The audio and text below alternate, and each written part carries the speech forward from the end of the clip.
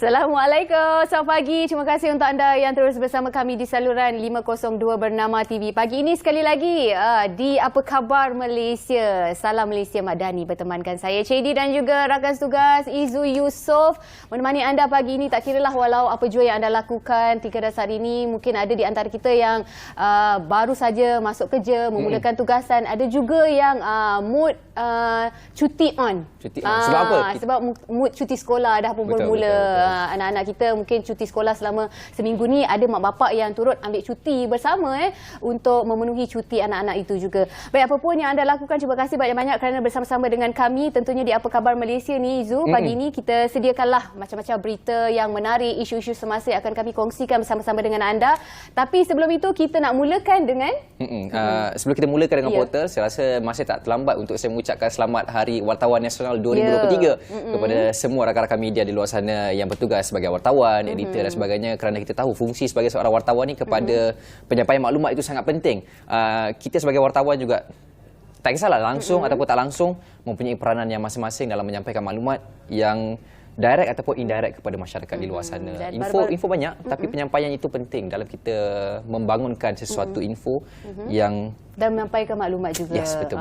Okey, dan masa yang sama, apa pun kami difahamkan walaupun kita tak terlibat beberapa hari ini weekend untuk Hawana, tapi dengar cerita memang sambutan cukup menggalakkan dan hebat rancak Hawana yang berlangsung di Hotel Casuarina Meru Ipoh. Apa pun berita ataupun perkembangan sedikit kami nak kongsi sama dengan anda juga berkaitan dengan Hawana ni. Nak tanya dulu, masih lagi baca paper tak, Izu?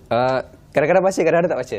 Samalah kita juga. Dia baca kan? bila ada depan mata mungkin kita akan semak ataupun baca kan. Tapi lebih mudah sekarang generasi milenium untuk memudahkan kita banyak guna gadget lah ataupun iPad, tab dan sebagainya.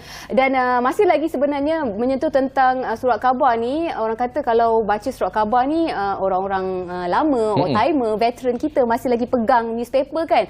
Apapun ini kata Perdana Menteri kita, surat khabar tetap mempunyai peranan penting dalam menyalurkan maklumat dan juga potensi untuk bertahan jika mengekalkan mutu dan integritinya. Maknanya Anwar Ibrahim masih lagi mengamalkan ataupun membaca surat khabar ya. Walaupun media sosial kini mengambil alih peranan akhbar fizikal, namun beliau masih berpandangan surat khabar mempunyai peranan yang lebih tinggi dan wajar berbanding media sosial itu sendiri. Dan ketika berucap merasmikan Hari Wartawan Nasional Hawana 2023 baru-baru ini, dan beliau menyatakan bahawa dirinya masih mewakili fikiran lama di mana dia masih membaca surat khabar setiap hari ya, selain melihat sedikit perkembangan melalui media sosial itu sendiri.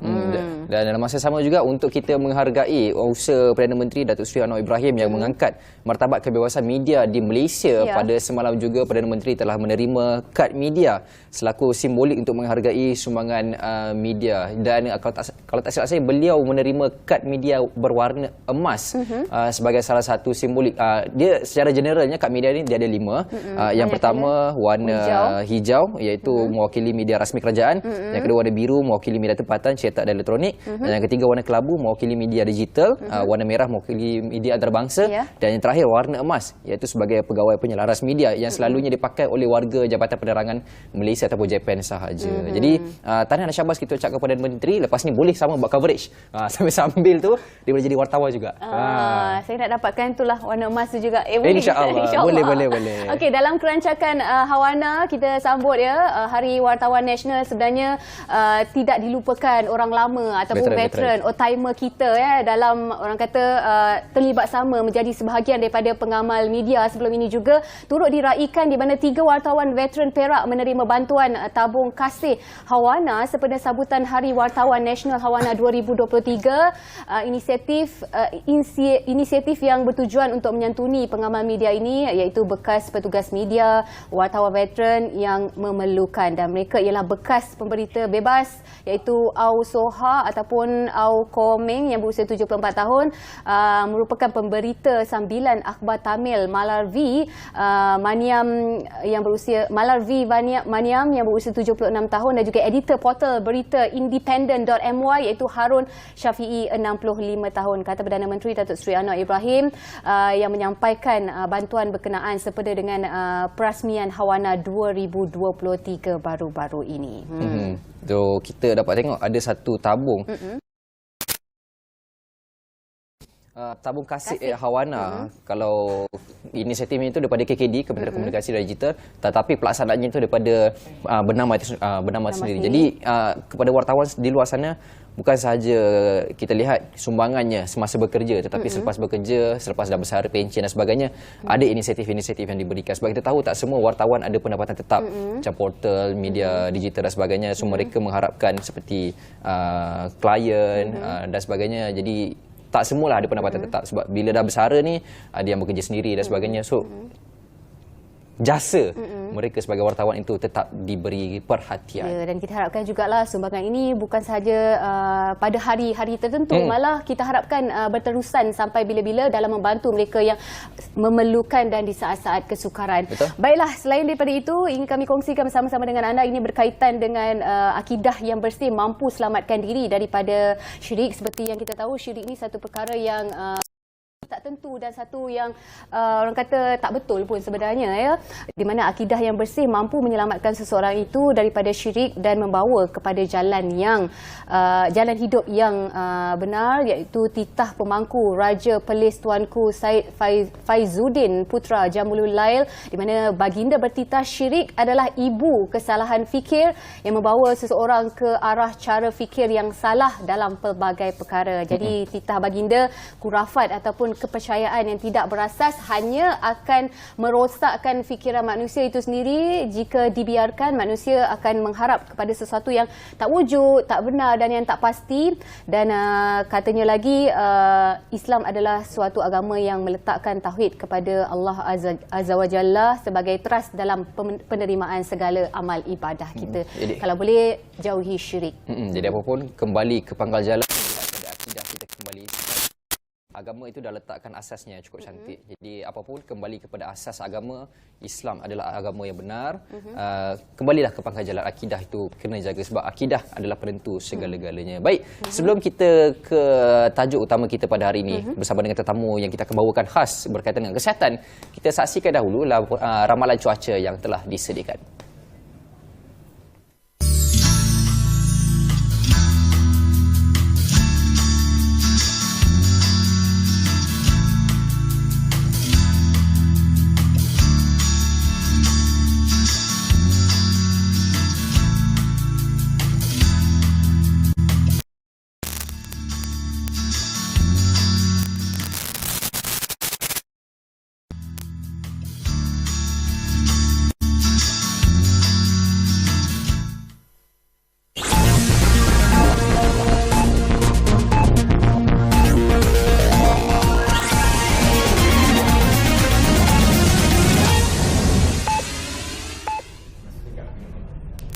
Selamat dan salam Malaysia Madani, saya Pravina Turisinggam dan dari Bilik Berita dimulakan dengan perkembangan ini. Jago berbasikal trek negara Dato' Azizul Hasni Awang menikmati perlumbaan yang cemerlang di Hong Kong selepas meraih pingat emas keempatnya malam tadi. Pada hari terakhir saingan Piala Trek Antarabangsa Hong Kong 2 2023, Dato' Azizul Hasni menyambar emas acara pecut lelaki menewaskan pelumba Korea Selatan Kang So Jun yang terpaksa berpuas hati dengan pingat perak. Mengiringi kejayaan Muhammad Azizul Hasni di podium adalah seorang lagi pelumba elit negara, Muhammad Fadil Muhammad Zunis, yang menamatkan perlumbaan di kedudukan ketiga untuk membawa pulang gangsa. Kejayaan dicipta The Pocket Rocketman itu merupakan emas keduanya di kejohanan ini selepas turut mengungguli acara Kirin semalam. Terdahulu juara dunia Kirin 2017 dan pemenang pingat perak Kirin Sukan Olimpik Tokyo 2020 itu menyambar 2 emas masing-masing dalam acara pecut serta Kirin pada Piala Trek Antarabangsa Hong Kong 1 yang hanya berlangsung sehari pada Jumaat lepas. Industri kewartawanan tidak perlu gusar dengan kemunculan teknologi kecerdasan buatan atau AI dalam bidang berkenaan. Ini kerana teknologi AI akan menjadikan seseorang wartawan itu lebih efektif dan menambah baik kekurangan mereka setara dengan teknologi. Ketua Pengarang Astro Awani Ashwat Ismail berpandangan teknologi AI boleh membantu dalam memantapkan lagi penyampaian maklumat. Kita jangan takut dengan mesin kerana kita still manusia, kita buat dia kan. Maka yang tu yang jadi asas kepada untuk mengambil AI untuk membantu kita meningkatkan lagi kualiti penyampaian maklumat. Dia bukan kita menyerahkan sepenuhnya kepada robot, tapi robot membantu untuk kita perkukuhkan lagi pertama kualiti kita sebagai insan, kedua kualiti produk kita, apa yang kita sampaikan kepada masyarakat dan apa mengukuhkan lagi pemahaman masyarakat kerana ujungnya media is about the public. Beliau berkata demikian ketika ditemu bual dalam Grandstand Langsung Hawana 2023 di Ipoh, Perak semalam.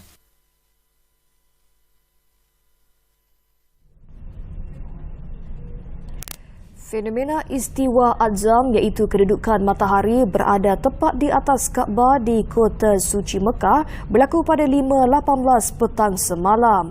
Keadaan itu membenarkan umat Islam seluruh negara menyimak ketepatan arah kiblat di lokasi masing-masing.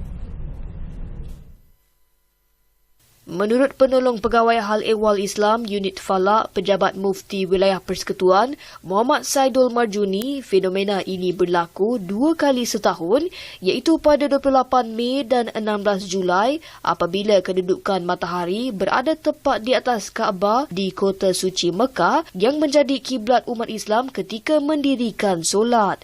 Arah kiblat boleh ditentukan berdasarkan arah bayang dengan menggunakan beberapa objek yang lazimnya mudah didapati di rumah seperti benang, kertas, batang penyapu atau apa-apa objek tegak. Bagi memberi pemahaman kepada orang ramai, beliau sempat membuat demonstrasi kaedah tersebut dengan disaksikan pengunjung Pesta Buku Antarabangsa Kuala Lumpur di Pusat Dagangan Dunia. Muhammad Zaidul turut mengingatkan agar umat Islam memastikan ketetapan arah kiblat di rumah masing-masing agar dapat beribadah dengan lebih tepat dan sempurna. Dengan laporan itu, sekian dari Bilik Berita bersiaran bersama saya Pravina Tersingam. Selamat dan salam Malaysia Madani.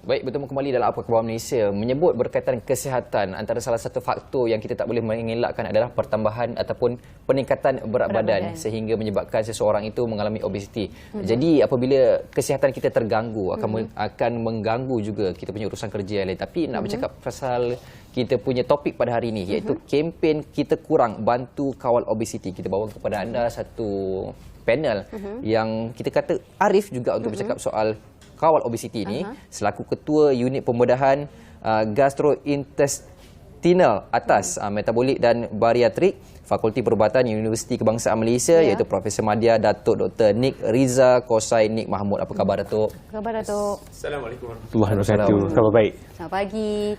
Terima kasih atas kesudian meluangkan masa bercakap pasal kadar obesiti di negara kita ni. Kita adalah antara negara yang tertinggi peningkatan kadar obesiti di Asia Tenggara. Menurut kajian dan juga tinjauan yang saya bacalah, dan saya difahamkan 50% penduduk Malaysia sendiri mengalami masalah berat badan. Ini sesuatu yang agak membimbangkan. Pada pandangan Datuk sendiri, apakah bagaimana impak dia pada kesihatan di negara kita? Betul, masalah obesiti ini amat merunsingkan. Fenomena globesity bukan saja di Malaysia, bukan saja di Asia Tenggara, di Asia, malah di satu dunia. Masalah obesiti ini amat merunsingkan. Obesiti sekarang ini klasifikasikan sebagai masalah perubatan, bukan lifestyle issue lagi oleh WHO. Jadi jika kita rawat obesiti, kita rawat masalah perubatan, bukan kita cuba ubah lifestyle. Dan kita tahu obesiti menarik sekurang-kurangnya 100 mungkin lebih masalah-masalah perubatan yang berkaitan dengan obesiti. Antara yang common sangat adalah seperti kencing manis, diabetes, kolesterol yang tinggi, darah tinggi, fatty liver, hati berlemak, masalah OSA, sindrom berhenti bernafas tengah malam, masalah sendi dan berbagai-bagai lagi. So berpunca daripada obesiti akan menyebabkan perkaitan dengan masalah-masalah lain juga. Tapi Datuk, saya nak tahu juga, sebab kalau saya ada baca berita ataupun laporan yang mengatakan bahawa untuk kanak-kanak di Malaysia sahaja 15% daripada kanak-kanak berusia 12 hingga 19 tahun mempunyai masalah berlebihan berat badan dan kegemukan. Itu di peringkat kanak-kanak. Kita tak melihat di peringkat orang dewasa dan sebagainya. Jadi sekiranya di peringkat kanak-kanak faktor kesihatannya tidak dijaga, implikasinya kepada kadar kesihatan di Malaysia, apa impaknya? Betul. Masalah kanak-kanak ni juga yang amat merungsingkan, sebab obesiti jika bermula awal dari kanak-kanak lagi, masalah seperti fatty liver. Siapa-siapa yang ada masalah obesiti, garanti at least 99% sudah ada fatty liver. Dan masalah fatty liver ni jika dibiarkan tanpa rawatan, rawatan ni simple saja, you can just lose weight saja. Risiko untuk progression kepada fibrosis dan akhir sekali cirrhosis amat tinggi. So jadi daripada muda lagi kita kena start primary prevention. That mean maksudnya kena ibu bapa kena disiplin dengan kanak-kanak, kurangkan processed food, fast food, jaga pemakanan dan kena exercise. Full stop. Tu yang penting sekali. Tapi kita dalam masa sama kita tak boleh mengelakkan ada satu stereotip dalam masyarakat kita bahawa lagi besar budak tu lagi comel. So benda tu kita tak, especially budak-budak kecil. So macam mana kita nak mengelakkan benda tu, sebab kita nak menegur masyarakat orang awam ni pun tak semua boleh menegur dan tak semua orang boleh menerima. Jadi di peringkat ibu bapa itu sendiri, macam mana mereka nak memastikan bahawa anak-anak mereka ni kalau lagi besar sebenarnya memanglah lagi comel, tapi atas faktor kesihatan tak bagus sebenarnya untuk kanak-kanak. Sebab tu education dari awal-awal lagi penting untuk kanak-kanak, dan kita kena biasakan kanak-kanak beriadah, exercise. Petang-petang kalau ada masa lah, ibu bapa kena bawa pergi taman ke, buat apa-apa riadah sekurang-kurangnya at least 30 minit.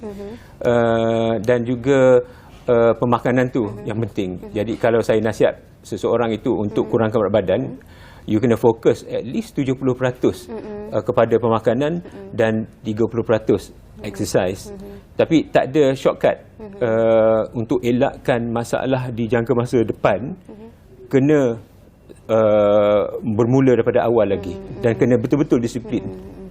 Dan saya kira kalau kanak-kanak ni mudah untuk kita educate daripada seawal umur kecil lagi, dan lebih mudah sebenarnya kepada orang dewasa untuk kita educate. Tapi ada di kalangan kita yang mengalami masalah obesiti, bila kita dah educate ataupun dah ajar diri kita untuk mengawal makanan itu, tapi ada di antara mereka yang mengatakan masih lagi ada peningkatan ataupun penambahan berat badan. Ada yang kata juga tak ada perubahan. Bagaimana sebenarnya untuk cara kita mengatasi masalah obesiti itu sendiri? Okey, ramai yang jumpa saya, dia kata masalah ni mungkin keturunan, doktor, genetik.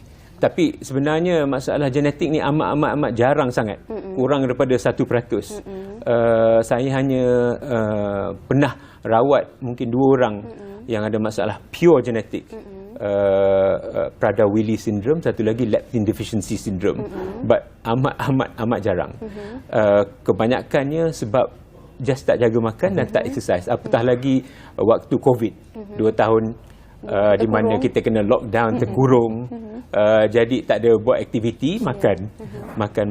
Dan masalahnya nak naikkan berat badan senang, nak turun tu susah. You nak burn 1 pinggan nasi, mungkin you kena lari at least 5 km atau lebih. Itu yang masalahnya sekarang ni. Tapi kalau kita tengok dekat Malaysia, ada setengah tempat orang kata Malaysia ni antara syurga makanan yang tak boleh dipisahkan. Contoh macam tempat yang saya tinggal di Bangi, memang tak boleh nak dipisahkan daripada Bandar Ilmu. Situ juga salah satu syurga makanan. Kalau orang nak makan yang sedap-sedap, yang mewah-mewah, dekat situlah tempatnya. Tapi dalam masa sama juga, macam mana kita nak bagi kesedaran kepada diri kita bahawa okey, makanan ini okey untuk kita ambil, tapi dalam masa sama juga makanan yang kita nak ambil yang kalorinya tinggi, contoh yang berkeju dan sebagainya, boleh ambil, tapi ada satu kadar yang perlu dikawal. So macam mana kita nak identify benda tu? Jadi sebab itu saya kata education tu penting. Kementerian Kesihatan, pihak-pihak universiti, hospital semua pernah buat kempen-kempen kesihatan, pergi ke sekolah untuk memberi pembelajaran mengenai kesihatan, mengenai bahayanya obesiti, bagaimana kita boleh elakkan obesiti. Semua ni dah berlaku, tapi ada akhir sekali penting tiap-tiap individu kena bertanggungjawab pada diri sendiri juga. Sebab akhirnya yang penting masalahnya dengan pesakit obesiti ni, dia tak perasan yang dia orang obes. Hanya bila mereka sudah ada masalah seperti kena stroke. Tapi masalahnya bila you kena full blown stroke, dah terlambat. Waktu tu baru mereka menyesal, baru siap datang nak jumpa doktor saya nak buat. Tapi masalahnya bila orang kena stroke, kita kena start mereka on ubat cair darah. So awal-awal stroke memang tak boleh buat apa-apa lagi. And bila you dah kena stroke, you tak boleh berjalan, activity exercise pun dah kurang. So peluang untuk kehilangan berat badan berkurangan. So kalau boleh kita nak prevent lah, sebab itu primary prevention penting. Tetapi kebanyakannya 50% macam you kata sudah dah masuk kategori either obese atau overweight. Bila mereka dah cuba try secara natural seperti diet dan exercise dah tak berjaya, ini kita panggil secondary prevention, di mana kita ada rawatan spesifik untuk rawat mereka, dan selalunya hasilnya berjaya. Hasilnya berjaya. Okay. Jadi kalau macam tu doktor, pencegahan di peringkat awal, waktu bila kita nak buat medical check up untuk kita check kita punya BMI, untuk kadar kalori dalam darah dan sebagainya, waktu bila kita nak buat? So seperti saya kata, tak kira you ada masalah kanser ke, masalah kencing manis, lagi awal you dapat rawatan dan tahap pada waktu rawatan pertama tu masih rendah, dan peluang untuk sembuh amat-amat tinggi, mungkin 100%.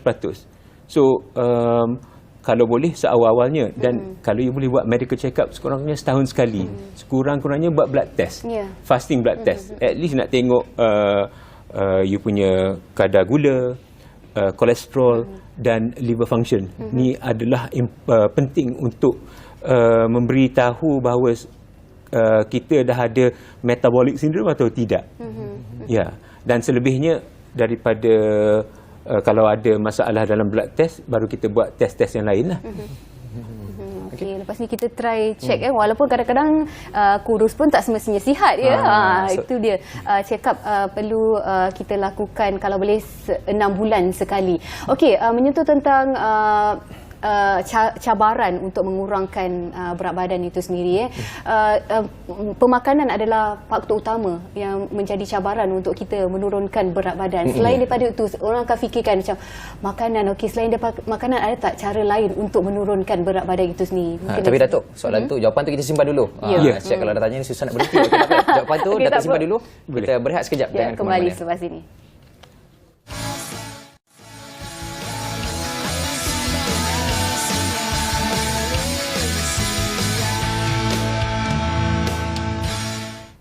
Ya, kembali bersama kami di Apa Khabar Malaysia. Sebenarnya saya terkejut tau. 50% rakyat Malaysia mengalami masalah berat badan. Itu satu kadar ialah jumlah ataupun peratusan yang tinggi sebenarnya. Tapi saya percaya ada di antara kita yang cuba sebenarnya untuk menurunkan dan ambil kesedaran ini untuk mendapatkan kesihatan yang baik. Okey, mungkin ada di antara kita meletakkan pengambilan makanan itu adalah sesuatu cabaran yang besar untuk menurunkan berat badan. Mungkin ada cara lain yang terbaik daripada dari segi perubatan daripada doktor untuk mengurangkan kadar berat badan itu sendiri. Okey. So untuk hilang berat badan simple saja. Okey. You hanya perlu 2 benda. Satu, kalori deficit. That mean jumlah kalori yang ambil tiap-tiap hari kena kurang daripada sepatutnya mengikut berat badan you. Tapi yang lebih penting nombor 2 adalah konsistensi. So sebab ramai orang cakap saya tak makan banyak doktor tapi berat tak turun. So ini sebab bila kita tanya, you buat apa hari Minggu? Oh, hari Minggu saja cheat day. Yes, consistency maksudnya kita tak boleh ada cheat day. You kena berterusan. Kalau ambil low calorie diet, berterusan. And calorie deficit datang daripada pengambilan kalori yang kurang, that means makan kurang, dan burn lebih melalui exercise. Dua benda simple. Okay? So dari segi secondary prevention, jika seorang dah cuba diet dan exercise dan masih tak berjaya, ada option-option lain. Dan seperti mana saya kata, alhamdulillah kita hidup di era yang mana teknologi perubatan ni amat advance. Jadi ada banyak option.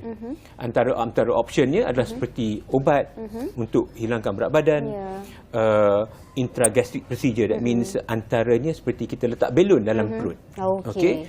Dan of course gold standard treatment untuk obesity, dan quite established already selama 50 tahun is bariatric surgery.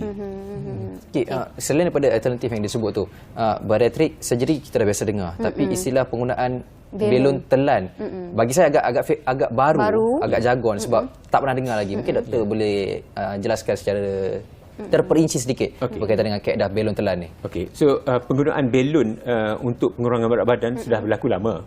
I think hampir 20 tahun already. Dan ada 6 jenis belon dalam dunia ni. Tapi hanya satu belon saja yang amat unik. Ini dipanggil belon telan. Okey, so belon telan ni yang mana kita telan kapsul. So bila dalam masuk dalam perut, kita akan isikan belon tu sebanyak 550 cecair, dan bila dah penuh, kita akan cabut tube dan biarkan belon selama 4 bulan dalam perut. So bila sampai 4 bulan, belon tu akan automatically kempis, dan dia akan keluar bila pergi ke tandas, dan dalam 2-3% patient dia akan muntahkan belon yang kempis tu. So tujuan ada belon dalam perut ni adalah untuk menyebabkan seseorang itu rasa kenyang. So bila kenyang, kita punya rasa kenyang tu. Ya, dia cause satiety effect, dan you rasa kenyang.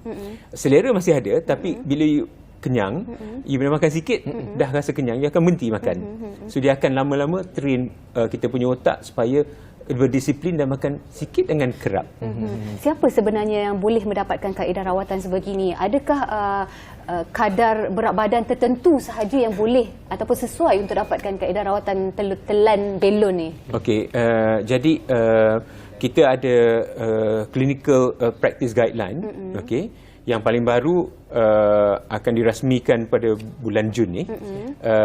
So kriteria untuk penerima belon adalah BMI 27 ke atas, umur 18 ke 65. Yang ni kriteria yang boleh melakukan belon, prosedur belon. Dari segi kos tu macam mana? Kalau contoh pembedahan bariatrik lebih 20,000 ke atas. Kalau pembedahan belon telan ni? Jadi bergantung pada berat badan ke? Tak. Dia belon harganya sama je.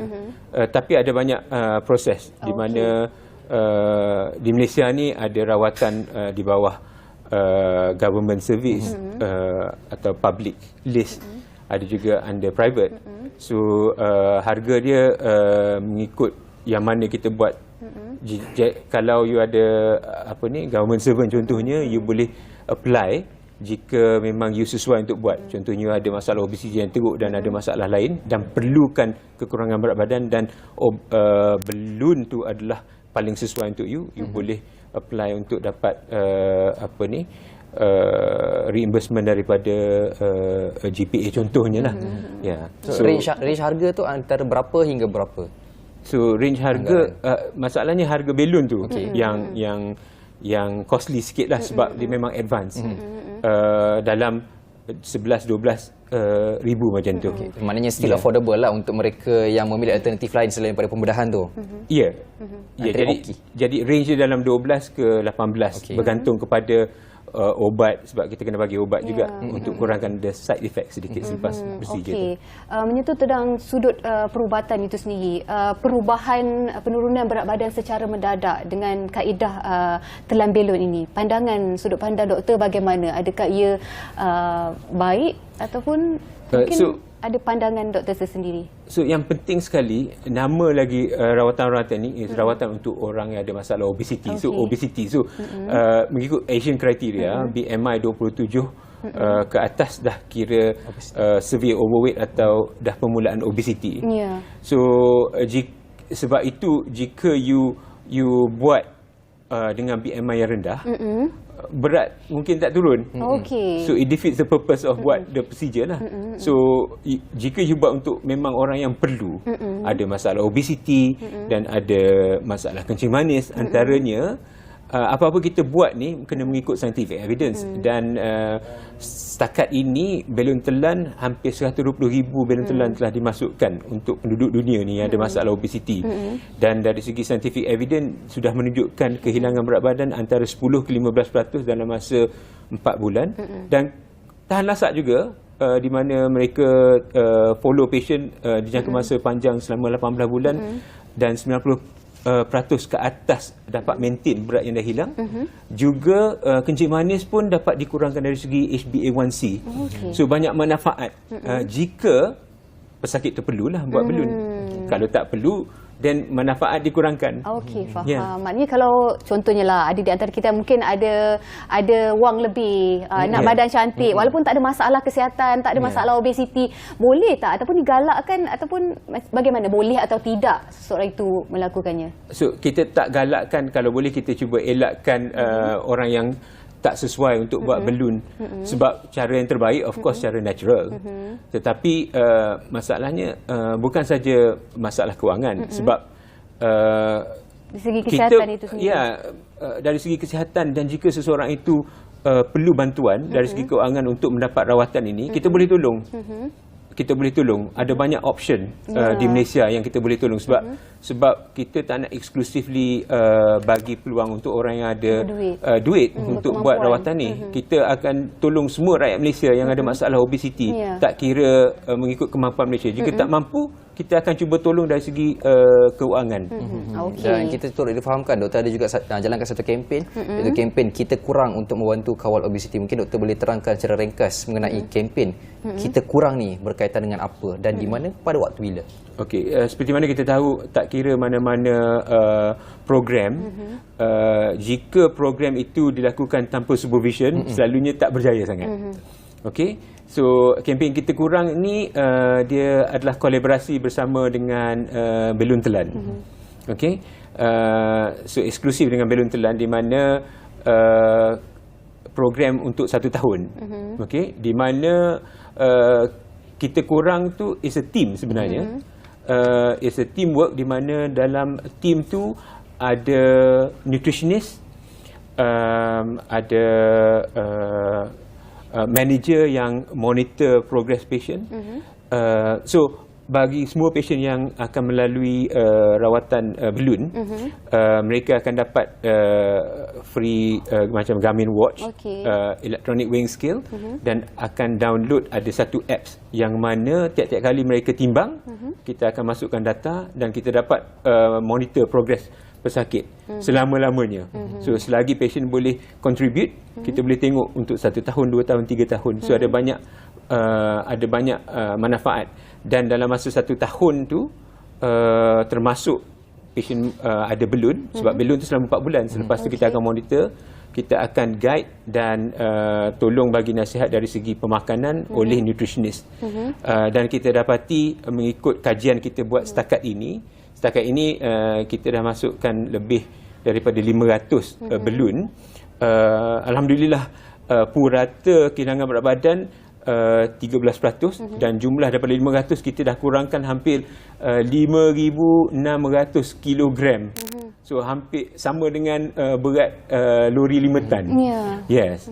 So program Kita Kurang ini adalah 1 tahun punya program, yang mana is a multidisciplinary program untuk make sure that selepas belun dah keluar 4 bulan, kita akan memastikan mereka disiplin dari segi pemakanan dan exercise juga. So lifestyle change itu amat penting. Itu dia. Selepas menelan belon, kita ada satu program inisiatif untuk keep track kita punya rekod kesihatan sepanjang setahun, iaitu dalam kempen Kita Kurang. Jadi apapun, terima kasih kita ucapkan kepada Profesor Madya, Dr. Nik Riza Kosai Nik Mahmud atas perkongsian kita mengenai kempen Kita Kurang, bantu kawal obesiti sama-sama kita menuju ke arah Malaysia yang lebih sihat. Dan selepas ni kita nak lihat dulu, sebelum kita berehat, kita ada satu VT berkaitan dengan koresponden kita dari Singapura. Apakah dia? Sama-sama kita saksikan. Jom.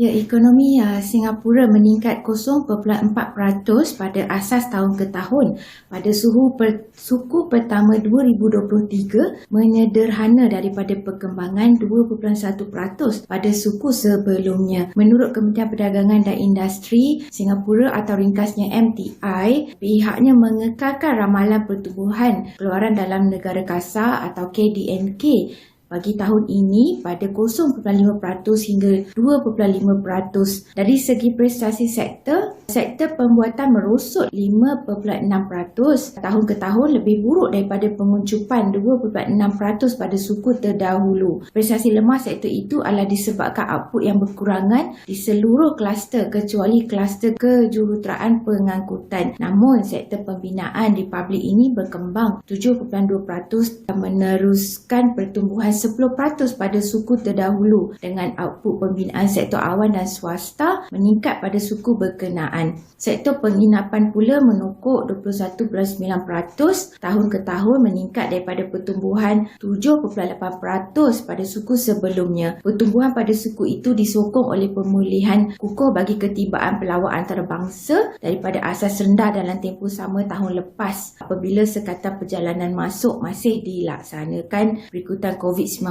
Dari segi unjuran ekonomi bagi tahun ini, MTI menyatakan prestasi ekonomi negara maju seperti Amerika Syarikat dan zon Euro lebih berdaya ketahan daripada yang dijangkakan, disokong oleh permintaan terhadap perkhidmatan domestik. Bagaimanapun, kementerian itu berkata unjuran pertumbuhan untuk tempoh berbagi tahun ini kekal lemah. MTI berkata walaupun permintaan luaran terhadap barang niaga dan komoditi Singapura lebih lemah, prospek pertumbuhan negara utama Asia Tenggara seperti Malaysia, Indonesia dan Thailand kekal positif, disokong oleh permintaan domestik yang berdaya tahan serta pemilihan yang berterusan. Semua itu, kementerian itu menjangkakan prospek permintaan luar Singapura lebih lemah sepanjang tahun ini. Bagi peringkat domestik pula, prospek pertumbuhan sektor berkaitan penerbangan dan pelancongan bagi ekonomi Singapura kekal positif disebabkan pemulihan yang berterusan bagi perjalanan udara antarabangsa dan pelancongan masuk. Bagaimanapun, prospek sektor pembuatan dan sektor berkaitan perdagangan lain ekonomi telah akan merosot, katanya. Sekian laporan saya untuk minggu ini, kembali ke Wisma Bernama. Terima kasih.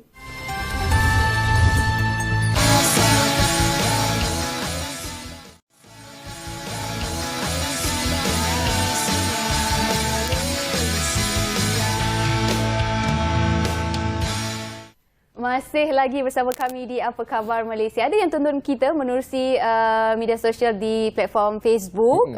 Sebenarnya ramai yang tak tahu kami juga bersiaran secara live di Facebook Bernama TV. Okey, cari saja Bernama TV. Baik, kita nak bercakap tentang satu program ataupun exhibition yang bakal berlangsung di mana untuk anda khususnya yang suka aktiviti lasak, aktiviti luar outdoor yang melibatkan hiking, camping, wall climbing, berkayak dan sebagainya.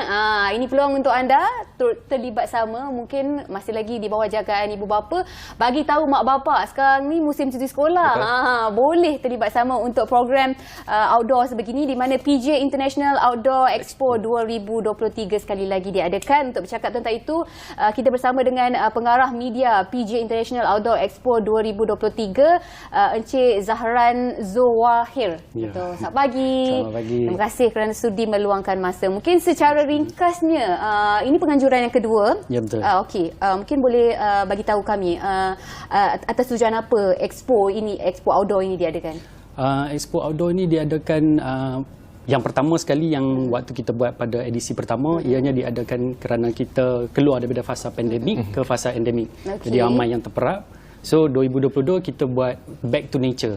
Pada tahun ni kita besarkan lagi untuk bawakan outdoor adventure and travel. So itu adalah antara sebab lah kita buat outdoor expo ni. Yang the first one tu sebelum ni bila? First one adalah tahun lepas, 2022. Penganjuran tu mengambil masa, persediaan penganjuran tu mengambil masa yang sangat singkat sebab kita punya founder Fatih Aizat dan juga Eliza Van Reenen, dia orang terfikir macam because lepas pandemik ni kita nak buat apa sebab dia orang pun minat outdoor dan team kita orang memang semua minat outdoor, camping, hiking, all those aktiviti lasak. So kita just okeylah, jom kita kumpul semua community dan kita buat satu expo. Ambil masa 3 bulan saja, tu yang edisi pertama lah. Jadi edisi kedua ni kita buat disebabkan orang kata apa, penerimaan yang sangat baik pada edisi pertama, sambutannya sangat baik. Kita menerima lebih kurang dalam 40,000 kunjungan selama 3 hari. So tahun ni kita besarkan lagi, daripada 50 exhibitor kita bawakan lebih daripada 100 exhibitor pada tahun ni. Dan juga kita bawakan lebih daripada 1,500 produk barangan-barangan outdoor, camping, hiking, cycling, all those. Penganjuran tahun ni macam Cik Zahran sebut lebih besar pada tahun lepas, menampilkan lebih daripada 1,000 exhibitor. Apa antara aktiviti yang boleh kita bagi gambaran awal antara aktiviti yang akan diadakan dan dilaksanakan dalam PJ International Expo 2023 ni? PJ International Expo ni, outdoor expo, dia berkonsepkan beberapa aktiviti. Dia ada exhibition, nombor 1, dia ada demo, dia ada pertandingan dan dia ada juga interactive activity. So antara aktiviti yang ada adalah zipline, flying fox, wall climbing, tree climbing, kita ada archery dan banyak lagi lah aktiviti yang kita ada, lebih daripada 30 aktiviti. So semasa hari kejadian, aktiviti terlibat masa hari kejadian sahaja? Ya, sepanjang 3 hari. Kita bawakan juga banyak local experts dalam bidang urban bushcraft, survival skill, ikhtiar hidup, dan untuk camping kita bawa dia orang untuk buat demonstrasi lah kepada pengunjung-pengunjung. Jadi di mana dan bila program ni akan dilaksanakan? PJ International Outdoor Expo akan dilaksanakan pada hujung minggu ni, iaitu pada hari Jumaat 2 sehingga 4 Jun 2023. Dia akan diadakan di Kompleks Sukan Kelana Jaya, Selangor. Kita ada dekat Kompleks Sukan Kelana Jaya tu dia ada 2 tempat. Yang tempat pertama adalah di Kompleks Sukan itu sendiri, dan yang kedua adalah di Tasik. Sebab kita gunakan Tasik itu untuk kita bawakan program dan aktiviti stand up paddling dan juga kayak. So visitor-visitor yang mengunjungi kita punya event tu boleh cuba stand up paddling dan juga kayak di Tasik itulah. Kalau di bahagian kompleks sukan ni pelbagai untuk orang dewasa dan juga untuk kanak-kanak. Boleh cuba macam-macam kat situ. Maknanya selain daripada aktiviti pameran dan juga ada gerai ataupun bus jualan, difahamkan PJ International maknanya melibatkan penglibatan daripada betul. Exhibitor daripada luar. Betul. Kali ini kita bawakan beberapa exhibitor daripada negara jiran kita, iaitu daripada Singapura dan juga daripada Hong Kong.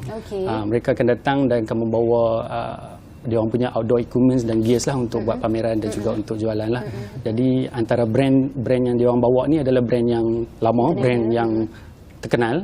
So bolehlah tengok dia orang ni di PJ International nanti di Kompleks Sukan Kelana Jaya. Tambah pula minggu ini dah masuk mood ataupun musim cuti sekolah. Jadi di antara mak bapak yang pening juga nak memikirkan apa perancangan nak bawa anak-anak. Ada ibu bapa yang ambil cuti dan merancang untuk melakukan aktiviti luar bersama dengan anak-anak. Mungkin aktiviti yang boleh di-highlight untuk anak-anak ataupun kanak-kanak ni menyertai. Kita ada push bike clinic untuk bawah 5 tahun, 6 tahun. Dan kita ada juga wall climbing. Pada tahun lepas, yang paling muda sekali yang mencuba wall climbing kita adalah berumur 5 tahun, 6 tahun juga. So wall climbing setinggi 10 meter dibawakan oleh kita punya event partner. So ada banyak lagi, sand arts pun ada. Dan saya belum sebutkan berkenaan dengan konsep festival. Tahun ni kita bawa konsep art dan music ke dalam kita punya event kita pada tahun ini. Itu adalah kelainan yang kita bawakan as compared to tahun lepas lah. Selain daripada bike tu ataupun bicycle, aktiviti lain yang boleh kita ada zipline flying fox, kita boleh try yang tu, dan kita ada InsyaAllah mungkin kita akan bawakan flatland skimboarding. Kayak pun boleh try juga. Sand arts. Yang flying fox tu berapa jauh? Berapa jauh tu saya rasa kita orang belum dapatkan dia punya full length tu lagi. Tapi yang saya confirmkan wall climbing tu adalah 10 meter. Wall climbing 10 meter. Setinggi 10 meter lah. Dan ada banyak lagi. Antara yang terbaru yang kita bawa adalah Nerf gun wall. So kalau kata untuk kanak-kanak boleh datang, boleh tengok dan boleh cubalah Nerf gun wall tu. Okey, kalau Nerf gun war tu selalu kita tengok video-video dekat YouTube apa semua untuk permainan budak-budak, Nerf gun dan sebagainya. Tapi untuk kali ni untuk menyertai Nerf gun war, ada by group ataupun boleh by individu? Untuk competition tu by registration, by group. Untuk individual mungkin kita ada klinik insya-Allah, macam push bike juga boleh datang dan mencuba. So semua macam itulah. Dalam kalau kata untuk Nerf gun war tu lah. Ada kadang-kadang di antara kita mak bapak ni, especially ibu-ibu lah, kadang-kadang nak menyertai turut sama dengan anak-anak aktiviti outdoor ni, tapi kadang-kadang takut juga aktiviti yang sedikit macam lasak ni kan. Bagaimana? Ada tak yang light-lightnya aktiviti? Okey, itu adalah antara sebab utama kenapa tim OXM ataupun Outdoor Expo menganjurkan Outdoor Expo ni adalah untuk memberi pendedahan yang pendedahan kepada orang ramai bahawa aktiviti ni nama je aktiviti lasak. Ia adalah untuk kita nak tengok di mana limit kita. So untuk aktiviti light ni kita ada Junior Master Chef pun ada. Kita boleh tengok orang kata apa 4x4 adventure vehicle display pun ada. Dan banyak exhibitor akan buka dia orang punya kemah dan equipment dia orang di seluruh kompleks sukan Kelana Jaya tersebut. So itu antara yang light lah. Tapi kalau dah pergi dekat situ tengok banyak benda menarik, boleh cuba kan, kita boleh tengok, boleh cuba tengoklah di mana kita punya minat kita sendiri dan minat anak-anak lah sebagai pendedahan. Sepanjang 3 hari akan berlangsung. Saya turut difahamkan sedengar tadi ada competition Nerf gun war. Selain daripada Nerf gun war, apa antara pertandingan-pertandingan yang akan dipertandingkan ataupun aktiviti yang akan dipertandingkan, dan ada tak hadiah yang ditawarkan? Ada. Okey, pertandingan untuk aktiviti pertandingan kita ada push bike race, kita ada Nerf gun war dan kita ada Junior Master Chef. Dan pada masa yang sama konsep berlainan yang kita bawakan juga adalah pertandingan Safety Awards dan juga Green Awards untuk sustainability. Dan kita bawakan pertandingan tu juga kepada semua exhibitors. Dan itulah yang ada. Okey, untuk penyertaan yang nak menyertai pertandingan ni, adakah registrationnya di sana ataupun kena register awal sebelum sampai? Ya, dia register awal lah. Okey, boleh kunjungi kita punya laman web iaitu di outdoorexpo.my ataupun boleh kunjungi kita punya social media dan boleh contact kita di sana lah. Boleh kongsikan social medianya? Social media pun sama juga, outdoorexpo.my. Untuk Facebook dan juga Instagram dua-dua sama je. Kita maintain kita punya branding macam tu. Ataupun senang Google kan sekarang, semua di ujung jari. Google je dapat je. Outdoor Expo 2023. Okey, mungkin kali ini apa tarikan yang luar biasa ataupun yang berbeza berbanding sebelum ini? Sebelum ni kita tak bawa kita bawa beberapa aktiviti. Dan antara macam kita ada archery, kita ada demonstrasi lah macam tadi saya beritahu. Tapi tahun ni kita lebihkan lagi. Antara aktiviti menarik tu macam saya kata, tahun lepas tak ada zipline flying fox. So tahun ni kita bawa zipline flying fox. Tahun lepas tak ada Nerf gun war. Tahun ni ada Nerf gun war. Tapi yang mana yang ada pada tahun lepas kita kekalkan pada tahun ni. So tahun ni berlaku pertambahan, yang tahun lepas kita kekalkan, tahun ni kita tambah baik. Betul. Okey, siapa lagi rakan strategik selain daripada untuk penganjuran PJ International Outdoor Expo ni? Okey, PJ International Outdoor Expo 2023 dianjurkan bersama Majlis Bandaraya Petaling Jaya. Dan kita punya rakan paling strategik adalah Komuniti Outdoor Malaysia sendiri. Sebab komuniti outdoor Malaysia kita ni besar dan diorang ni adalah kita punya tunjang utama yang menjadikan Expo ini berjaya. Kita punya itulah. Okey. Mungkin sedikit tips lah daripada Encik Zahran sendiri sebelum mereka nak menyertai ataupun sebelum sampai ke lokasi kan, mungkin kena pakai attire yang sesuai. Jangan pula datang pakai dress ataupun pakaian yang menjolok mata ke bagaimana? Okey. Pakai pakaian yang comfortable. bawa ekstra baju sebab kita ada water sports juga macam saya beritahu tadi, stand up paddling dan kayak. InsyaAllah kita akan ada flatland skateboarding. Sebab dan expo akan dibuka daripada pukul 10 pagi sehingga 10 malam. Jadi banyak aktiviti yang boleh dicuba. Bawa ekstra baju untuk kita nak salin dan kita cuba macam-macam. Pakai kasut. Saya eloknya pakai kasut. Kasut tu penting. Betul, kasut penting. Kadang baru keluar daripada shopping mall, teringin pula nak pergi expo, nak singgah lah. Nak panas-panas. Nak masuknya itu percuma. Tapi untuk penyertaan untuk setiap aktiviti, adakah akan dikenakan bayaran tertentu? Dan kalau ada, berapa? Kebanyakan aktiviti adalah percuma. Okey. Untuk beberapa aktiviti ia ditetapkan oleh para kita panggil exhibitor tu sendirilah. So antara range dia mungkin dalam bermula daripada RM10 lah macam tu. So yang paling murah RM10 lah. Yang paling tinggi agak-agak saya wallahualam, tapi saya rasa sebab benda ni adalah very affordable. Kita bawakan kepada kita punya rakyat kita untuk mencuba. Itu adalah kita punya niat. Jadi insyaAllah dia yang penting datanglah. Kalau sampai confirm harga nombor 2. Kalau saya datang, ini best, memang saya nak terus cuba kan. Okey, mungkin dari segi saya sebagai mak bapak, kalau mungkin nak bawa anak-anak pergi ke expo ataupun aktiviti outdoor sebegini, pentingnya keselamatan dari segi pengawasan bagaimana dekat sana? Okey, kita punya tim security kita di sana, tapi dah kalau bawa anak-anak, kita boleh kawal anak-anak kita dan kita awasi anak-anak lah.